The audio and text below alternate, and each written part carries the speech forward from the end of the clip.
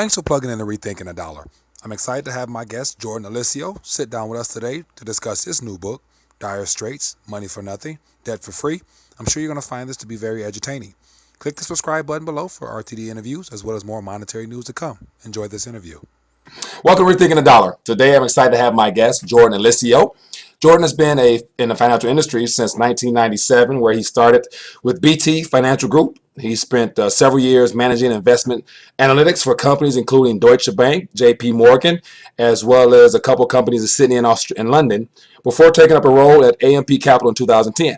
Jordan has been heavily involved in the precious metal and natural resources sector, running a successful investment company that has been capitalizing on the mining boom since 2003. Jordan has been a chief economist for ABC Bullion, Australia's largest independent bullion dealer, since March 2003, and he's also the author of a book we're going to get into today called The Dire Straits, Money for Nothing, Debt for Free. So Jordan, welcome to Rethinking the Dollar.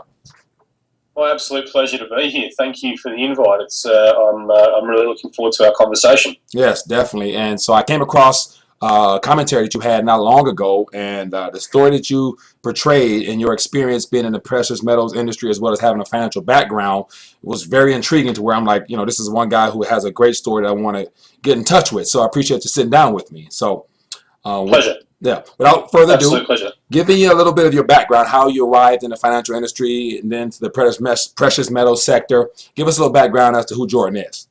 Yeah, sure, certainly. Well, as you sort of kindly read out with my bio, I got straight into finance or into the financial markets out of high school. So basically, the year after I finished, what we call year 12 in Australia. Started working for BT Financial Group whilst I was doing my university studies, and I've basically been in the finance game the whole time. So it's coming up on just about 20 years now. Obviously, starting in Adelaide, where I come from, but the majority of the time has been in both Sydney and London. Mm-hmm. And I guess the seminal moment for me, or the real sort of penny dropping moment, for want of a better expression, was actually the crash of the Nasdaq, sort of going back nearly 15 years ago now. I was doing a little bit of work, firstly with a discount stock brokerage, and then secondly with one of Australia's leading funds management groups, both of whom had sort of seemingly gone all in on the tech boom. In fact, that funds management company launched a sort of specialist technology managed fund almost within a month of the Nasdaq peaking and then crashing, as we all remember. Yeah. So that was a real sort of eye-opening experience for me. And whilst I stayed in traditional funds management for another, I guess 10 or 12 years, I did a lot of reading and a lot of research around that time and positioned the majority of my wealth in precious metals going back just over a decade ago. And have been running that kind of portfolio just for myself and with a couple of colleagues ever since then. Stayed in, as I say, traditional asset management up until around about 2012, and then have been working with ABC Bullion since then. So obviously, with my background being in finances, but obviously having quite a bit of personal experience investing and having to learn about the precious metal market, it's a great company for me to work for, and we've got a really exciting story to I guess tell to investors in Australia around the importance of precious metal ownership. All right, well, definitely good story there. Now let's get into a couple Rethinking the Dollar questions. First question off my top of my head is, what comes to mind when you hear rethinking the dollar? Well, I guess the question is quite a profound one, and it sort of goes well beyond just finances itself and sort of right to the heart of geopolitics and money itself. And the question, I guess, that really people need to ask when we rethink the dollar or the dollar system is whether or not it really makes sense to have one sovereign state able to issue the world's reserve currency, and what are the unintended consequences of that, as has been famously referred to, exorbitant privilege. So when I think about rethinking the dollar, it's not about being anti the American economy, anti-American politics or American business. I think it's more around the desire to see the global financial architecture be reset on a more stable footing. And that requires international sort of participation rather than, I guess, what we would, a lot of people would refer to now as the sort of dollar hegemony, which is I guess, the current setup. So rethinking the dollar, to me, certainly comes down to how do we get the economy back on a more even footing, and one where hopefully, to at least some degree, we can avoid the kinds of booms and busts that we've been witnessing the last 15 years in particular, and which sadly I think we've got, we're facing again with the excessive, build-up in credit, in debt, that we're witnessing all around the world. Right. Now, from the title of your book, Dire Straits, lets me know that there's some things going on that we're going to get into in a minute. And so, based upon what you wrote in your book, why is it important for Americans to begin understanding the importance of monetary education, financial education, at this current point in time in history? Well, I think it's important for Americans, but not for just Americans, for really everybody in the developed world, to understand the nature of the monetary system itself, and how critically important that has been, or the changes to it have been, in leading to the economic challenges that we face now. So in terms of the book that I've written, I sort of look at three key challenges that I see. One, the actual build-up of global debt levels the world over, and where that money has been spent and why the money had to be borrowed and spent in the first place, as well as the challenges that the ageing population place on or will place on public finances going forward, and just in terms of slower rates of economic growth and the like. And then I also look, or I think it's critically important that Americans and people around the world actually really have a serious think about the actual role the government themselves play, or itself as an institution plays in the economy, not just in terms of the money that it taxes and that it spends, the money that it borrows, but also the way that it regulates, what would otherwise be private sector activity. Because to me, that actually is the biggest challenge that we face going forward, is that not out of any necessary ill will or anything, but we sort of face a scenario where government continues to grow at the expense of the private sector and at the expense of free enterprise. And that is actually the major impediment to us being able to to grow more sustainably and to have more widely distributed prosperity. So I think they're really important issues for, as I say, citizens all across the developed world to educate themselves on and to understand, because it's only by understanding these challenges that we're going to be able to come up with, hopefully, sustainable solutions that really are in everybody's best interest, rather than perhaps just a select few. All right. Now, before we get into your book, the contents of your book, if Jordan was given a chance to get up in front of the podium, every television station around the world was tuned in to your Global State of the Economy address, what were some things that you would tell citizens looking straight into the camera? Give us your address. Well, Mike, I don't know if I'll give the exact address per se, but funnily enough, it's actually really interesting you mentioned that as a question, because, and without wanting to just use this as another segue to the book, but I actually write in that book what a president or a prime minister might say if he was trying to have an honest conversation with the population about the challenges that we face and the requirement that we're all going to have to sacrifice to some degree to get ourselves back on a more sustainable footing.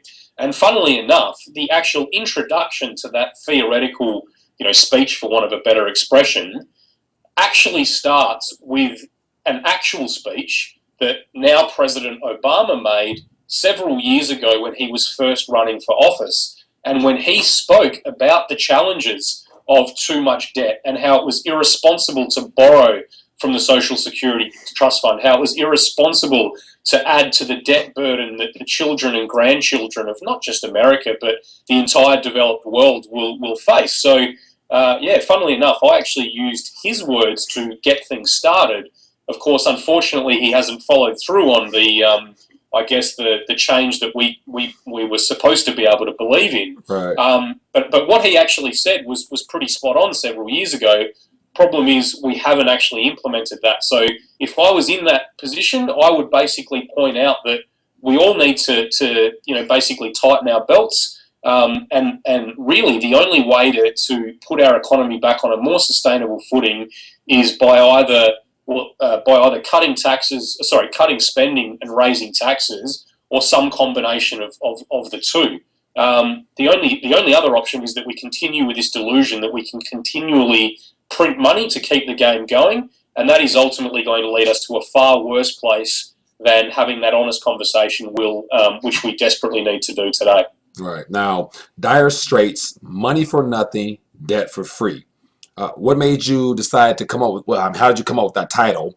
And then how was the process as far as putting all your thoughts and facts and research together to actually deliver that book to the public at this point in time? Yeah, well, funnily enough, I guess the title, I've always been attracted to, I'm a big fan of Dire Straits, the band. I'm a big fan of Springsteen, who I mentioned in the book as well. So I like those kind of artists. I sort of wrote the book first and then thought, look, what am I going to call this thing? And in thinking about it, I thought, well, okay, what is the key challenge and the key risk to the global economy? And what is the one thing or two things that we're doing wrong now? And those two things are that we are trying to produce or create money for nothing, and we are deluding ourselves into thinking that debt is free. And ultimately, the end result of that is that the global economy will face some dire straits and some difficult times in the coming years. So it just kind of came together as a book title pretty nicely.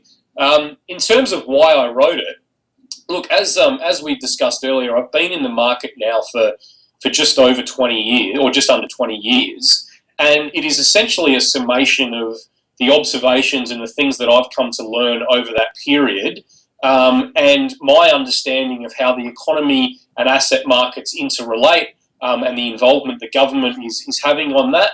And in many ways, it's also, I guess, my personal bringing together of some of the really fantastic people that I've been fortunate enough to learn from over the last 15 plus years. So people like James Grant, Bill Bonner, James Paplava, Jim Rickards, all of these guys who, their research is what I consumed, particularly in my early days, to gain an understanding of what was really driving the market and driving the economy. And this, I hope, is my small contribution to helping a few more people understand what's going on, and how they can hopefully protect capital in the coming years. Right, that's definitely a great group of people you called off name-wise to learn from. So those are some of the same guys that I happen to follow too. So definitely know that the contents of the book is definitely well worth it. So now in the first chapter of your book, how do we get here? Now, exactly where is here, and how did you come up with that statement? Where are we at right now, in your opinion? Yeah, well, I guess here is a number of places. First and foremost, here is a place that where the global economy requires zero or even negative real interest rates and printed money just to keep the system going. Here is a place where people can no longer save and safely store capital in traditional assets or within the banking system to a degree. It's a place where asset markets have become totally divorced from economic reality. To paraphrase Jim Grant, here is a place where we have now put, the cart of rising asset prices before the horse of enterprise, as he once famously described it, or described it similarly. And here is also a place where financial speculation is encouraged and largely subsidized, while prudence, thrift, saving and investment are effectively punished. And I think perhaps, most sadly, it's also a place where the gap between the haves and the have-nots is continuing to grow as well. So, when I look at the global economy, I do see enormous risk. I see major challenges in the coming years that will go far beyond financial markets, and indeed into everyday people's sort of standard of livings and the like. So it's a process that has taken us some 50 years to get to. The GFC was not just the result of a few greedy bankers on Wall Street or anything like that. Those were perhaps the snowflakes that caused the avalanche, as it were. That is my view on I guess where here is. As I say, it's a destination that's taken us some 50 years to reach. and it's ultimately a place from which there's not going to be any easy return. All right. Now you mentioned GFC, which from your book it means global financial crisis. Now, was that referring to 2008, or is that what's to come, or what is actually the GFC, global financial crisis, you're referring to? Well, I guess it refers to the GFC as it is, I guess, typically understood by the man on the street or the man on Wall Street. So yes, the crisis between sort of 2007 and 2009, with 2008 obviously being the key year. So, but it also definitely refers to, in my opinion, what is coming, because as I've said numerous times in the last 5 to 6 years in particular. The global financial crisis was not the end; it was just the beginning of the end, as it were. So we, have done nothing but paper over the cracks that period of volatility exposed, and in fact, we're now in far worse shape than what we were on almost any sort of conceivable metric. Not only are debt levels around the world significantly higher in absolute terms, they are much higher as a percentage of actual output, which is potentially a much more important measurement. We're also in a worse place because we have fired off all of our monetary bullets, in the sense that we're already in a position of 0 to negative real interest rates all around the world, plus the the trillions in QE that we've deployed. And finally, and I think this is a really important point as well, governments the world over have lost a lot of political capital in the last 6 or 7 years. And what I mean by that is, had the global financial crisis, when it first hit in 2007 through 2009, been allowed to sort of more fully play out, and had the Obamas of the world actually said to everybody back then and there, look, we're all going to have to tighten our belts, we're all going to have to see our standards of living decline and reduce consumption and the like for the next few years, then I think there would have been more of an element of shared sacrifice that people would have understood. The problem is, as we stand today in 2015, the actions of the last 5 years have done nothing except see a huge rally in asset prices, which has enriched effectively the top 1% of society alone. Now, the problem with that is that if the next, if hard times arrive again, if the next sort of crisis arrives, how can Western democratic governments talk to the majority of the population and tell them that they've again got to suffer or got to see reductions in pension payments, social security, you name it, when those that are on Wall Street and in private equity and that are still making multi-million-dollar bonuses and seeing their net worth escalate at an incredibly rapid pace? The politics of that just don't work. So, yeah, when I talk about the GFC, I talk about obviously what led to the crisis in 2007 and 2009, but more importantly, why we haven't fixed the core issues and why the coming period of turmoil is going to be even more volatile in all likelihood. Right. Now, you're in Australia now. Now you have the Australian dollar. And so how is your economy in Australia in comparison to the global economy, or just the economy here in the United States of America? Between us having the Federal Reserve note dollar, you guys have the Australian dollar. How is your economy there with your dollar? Are people rethinking the Australian dollar, or what's the tone like down in Australia? Hope you enjoyed my conversation with Jordan thus far. Wanted to take a quick second to inform you about the Rethinking the Dollar app over at the Google Play Store. For those that want to stay in tune with monetary news as well as RTD interviews, have the RTD app right on your phone. Hope you enjoy this interview. Getting back to it now. Look, so the Australian dollar has already fallen about 25% from its peak back in 2011 against the US dollar. So it was over parity at that point. It was at one point it traded as high as at about 1.1. Funnily enough, I came to America for a holiday around that time, so it was a good time to be a tourist into the United States from Australia. Yeah. But we've seen the dollar depreciate quite a bit already, largely as a result of the fact that the prices for our key commodities, which are iron ore, coal, gas, and gold as well, have actually all fallen back. Particularly in the case of iron ore and coal. Are people in Australia sort of rethinking the Australian dollar? Look, not at all at this point. In fact, the sort of standard mantra from the Reserve Bank, from the government, from more mainstream economists, business leaders and the like, is that a decline in the Australian dollar would actually be good for the economy right now, because it would stimulate what's left of our export or our manufacturing markets and the like.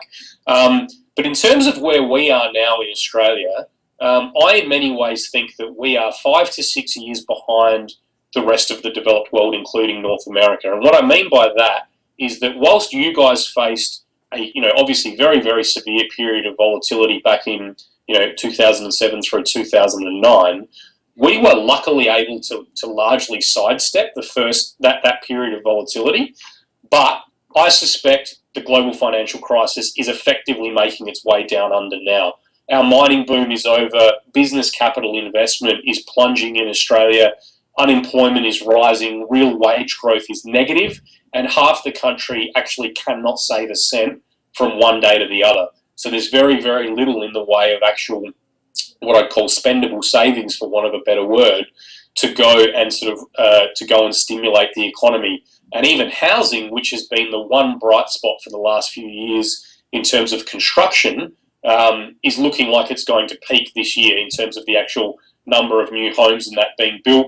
And not to mention the fact, of course, Australia has probably the world's most famous, if it's not a property bubble, it sure has all the characteristics of a property bubble. So we are facing a real, really, really challenging set of circumstances down here. And I suspect that, as I say, what you guys started to experience several years ago is inexorably making its way down under, and is going to cause significant problems in the coming years. Right. Now, I remember, if I'm not mistaken, I forgot exactly when or where I saw this at, but with your banking, the savings, I heard they're confiscating bank accounts. They passed some type of legislation that discourages savings over long periods of time, things like that. Like, what's going on with that down there? No, look, there hasn't been anything in terms of outright bank confiscation of deposits or anything like that yet. What they are talking about doing, though, is putting effectively a depositor's levy or a saver's levy on bank accounts. And the rationale behind that is that obviously our big banks in Australia are so large as a percentage of our economy, if anything happens to them, it will cause sort of untold damage. Hence, the bank should be able to the bank should be charged a levy, which they sort of put into some kind of stability fund or give to the government or the Reserve Bank. But of course, they would then pass that cost on to actual savers. And what might be interesting to some of your viewers is, if you think about the largest 4 banks in America, as it stands today, the assets that they have on their balance sheet represent roughly 50% of American GDP, right? In Australia, the assets on the balance sheets of our big 4 banks represent more than 200% of Australian GDP. And that is why, in North America and in parts of Europe, people talk about the banking system being too big to fail. In Australia, realistically, the banking system is too big to save. So if there's any major problem in the Australian banking system, it is going to cause all kinds of problems in the Australian economy, because there is no question the Australian government would have to effectively place their debts on the back of the Australian taxpayer, and Australian government debt levels would go from effectively, let's call it 20-25% of GDP to 225% of GDP overnight. Now, that's an extreme event. I'm not saying that that's definitely going to happen, but those are effectively the kind of imbalance that's built up in the Australian market as a result of our banking sector growing as large as it has over the last 25 to 30 years. Right. Now, in Chapter 8 of your book, entitled Superannuation, super, but for what? What exactly is that? I've never heard that term before. What is that statement all about? Yeah, good question. So superannuation is effectively the equivalent to, or it's effectively our pension system. So I think over there you guys have got 401ks and IRAs. So superannuation is effectively retirement money. You are forced to put money in whilst you're a worker, 9.5% of every dollar you earn. And you're not allowed to take that money until you meet what's called a condition of release, which is typically when you've retired. And that generally is when people are between 60 and 65, although they're looking at raising the age of that as a result of, increased life expectancy and the like. Now, the problem with this system, as well-intentioned as it may well have been when it became compulsory over 20 years ago, is that it's come to completely distort the Australian economy. So the superannuation system in Australia controls over $2 trillion of wealth already today, which is 1.5 times annual GDP in Australia.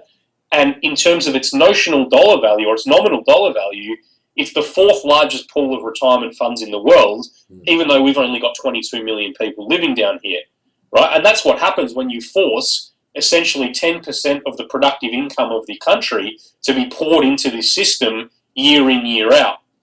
And of course, the other problem with this money is that it's all basically being used to bid up the price of shares, bonds, and property.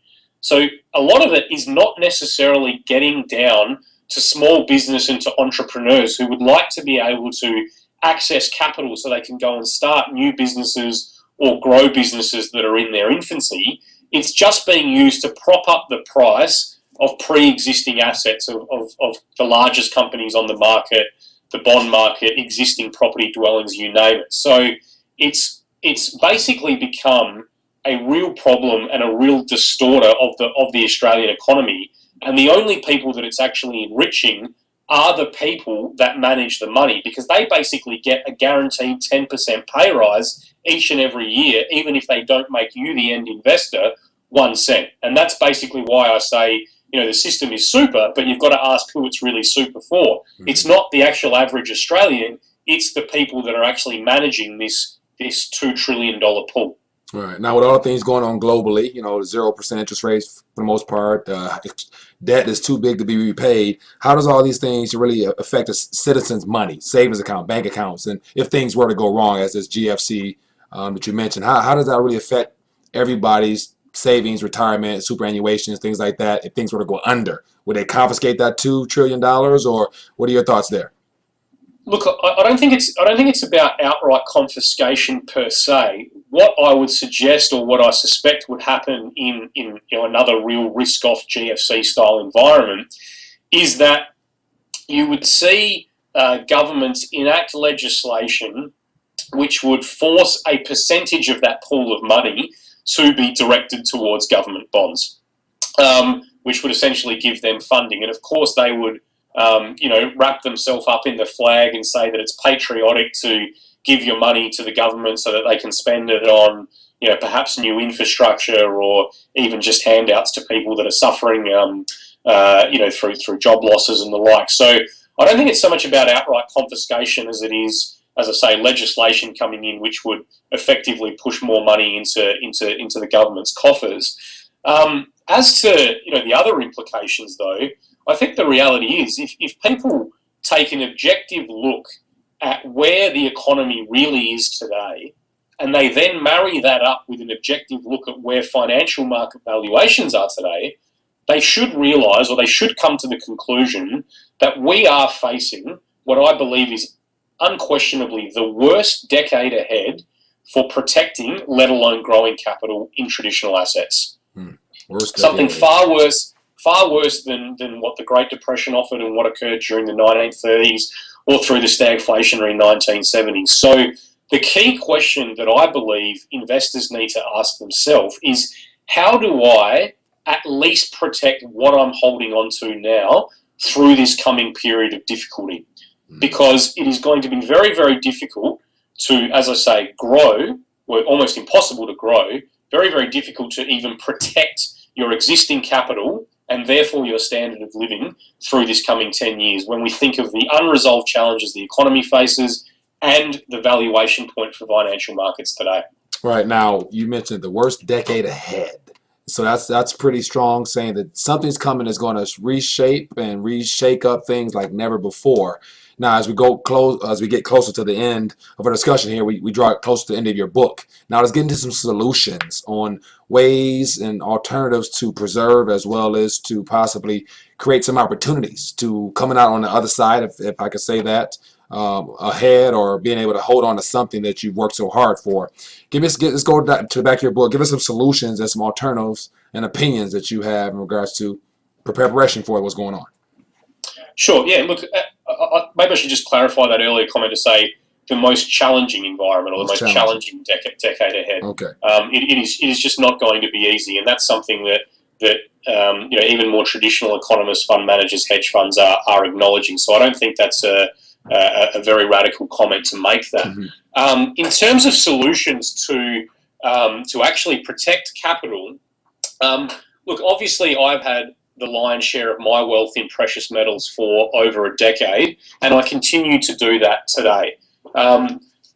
Anyone who has bothered to gain an objective understanding of the precious metal market and what makes gold unique and different to other commodities will come to the realization that there is a very good reason why it has been the ultimate symbol of wealth and prosperity and the ultimate store of wealth for millennia. It is highly liquid, it is internationally recognized, it is uncorrelated to financial markets, and quite clearly it is limited and stable in supply. So for all of those reasons, gold should really form the core of somebody's portfolio today. And people shouldn't take my word for that being in the gold business. They should listen to people like Ray Dalio, who runs the world's largest hedge fund, who has stated unequivocally that if you do not own gold today, you are ignorant of both economics and of history. Or they should listen to somebody like Jean-Marie Aveliard of First Eagle Funds, who's been respected as one of the best value managers on Wall Street for decades. He was recently asked in early 2015, what is the one asset every investor should own today? And he said, my answer would be gold bullion. Now, these guys are legendary investors who spent their entire careers exhibiting magnificent success, managing diverse pools of assets. They're not just gold bulls. They're not just precious metal fanatics. They are custodians of capital, and they are making it very clear that gold bullion should be the core of anybody's wealth portfolio. So that is obviously step number one. The other things that people need to keep in mind is they need to keep in mind that they want their portfolio to be diversified. Now, that's a pretty simple comment to make. And a lot of people say, oh, yeah, of course you want a diversified portfolio, but they don't really think what that actually means. And what it means is you've got to have one or two asset classes in your portfolio that at any given time actually aren't doing very well, because the other assets in the portfolio are going up in value, and hence you've got nice balance overall. It's no point having four separate asset classes in your portfolio that all go up together and saying, well, I've got four asset classes, therefore I'm diversified. So if they all go up together, they'll all go down together as well. And that's a problem that a lot of people learnt when the GFC first hit. And probably a final point that I would make is people should put an absolute premium on the liquidity of the underlying asset that they're putting their money into. So there are a lot of esoteric and opaque and often expensive alternative investments that are out there in the marketplace right now, which people might be attracted to because they're marketed as being, uncorrelated to the equity market or likely to prosper in periods of volatility and the like. And look, many of those funds will probably do well, and many of them, I have no doubt, are managed by very smart people. The problem is you've got to ask yourself, how liquid are some of those asset classes? How transparent are they? How expensive are they to get in and out of? And again, that's where more simple asset classes, more transparent asset classes like gold bullion come back into the frame. All right. Now, on the education front, the solutions you've given are solid. That's from an expert opinion and expert field, being that you have 15, 20 plus years in the industry. How can people who Main Street, average citizen, middle class family, begin to take action on the education front? Like, are there any books other than yours, of course, that people can read? Any historical documents, or where can people go to get a full, thorough education on this subject matter to be able to have those types of options that you called off? Well, yeah, as you say, look, there's a number of places. I guess I would more be going by who are the people to listen to, because those people's commentary will pop up in various places. So, if I go back to the guys that I learnt from and who I think really put me on the right path, as I say, Bill Bonner, Doug Casey, James Grant, Peter Schiff, Grant Williams, James Rickards. Those are all of the guys. I'm sure I've forgotten a few. In the gold space directly, Ronald Stoffele, Brent Johnson is a guy I respect as well, John Malden. So all of those guys all really do add value. I'd like to think my book has made a small contribution to the, I guess, the education of mainstream investors and giving them constructive and practical tips on how to protect capital. I think the important point to remember is that even though the economic situation is incredibly complex, and even though the challenges of protecting capital or in traditional markets will be complex, the solutions are likely to be quite simple. So, the simplest thing to do is go, okay, cash is a hedge against deflation, but not inflation, right, at this point. So if I have maybe 10 or 20% of my portfolio in cash, that's a good result. I've got the deflation box ticked. I know governments are going to continue to try and support equities and fixed income markets. So whilst I might not agree with that philosophically, having 30 or 40% of my portfolio in those asset classes makes sense as well. Then I also clearly want to own gold bullion, and maybe the number there is 20 to 25% of a portfolio. By now most of my chips are on the table. So if you actually have your money spread in those four asset classes, if you look at periods like the stagflationary 1970s, that kind of asset allocation, which is often called the permanent portfolio, actually still protected and grew capital through that period, even though it was such a difficult period in the real economy. So, as I say, whilst the situation and the problems are complex, from an individual investor's point of view, I actually think the solutions are quite simple. Keep it well spread out and make sure it's liquid. Jordan Eliseo, I appreciate you joining us here. Dire Straits, Money for Nothing, Debt for Free. Great book to pick up for those. Give us a way to get in touch with you, follow your work, as well as to get a copy of your great book. Yeah, okay, thank you very much. So, look, the easiest place to find me is either via the ABC Bullion website, which is www.abcbullion.com.au. I'm also very active on Twitter. My handle is @Jordan Eliseo, JordanEliseo. And absolutely, if people are looking to pick up a copy of the book, it does have its own website, which is very simply www.moneyfornothingdebtforfree.com.au. And it can be purchased as an ebook through either Apple or through Amazon. Jordan, appreciate you joining us. Look forward to staying in touch with you. Good luck with your book, and I look forward to staying in touch with you. My pleasure. It's been a real honor to have a chat. I've had a great time. Thank you. Well, this concludes my discussion with Jordan Eliseo. Hope you found this conversation to be very entertaining as well as informative. I want to encourage you to click the link below to get a copy of his book, Dire Straits, Money for Nothing, Debt for Free. Also, leave us a comment. I would love to hear your thoughts on this interview. Also, when you get a chance, visit Rethinking the Dollar, where you get a chance to test your money IQ, as well as get a copy of my free ebook, The Simplicity of Money. Looking forward to bringing more interviews to you. See you later.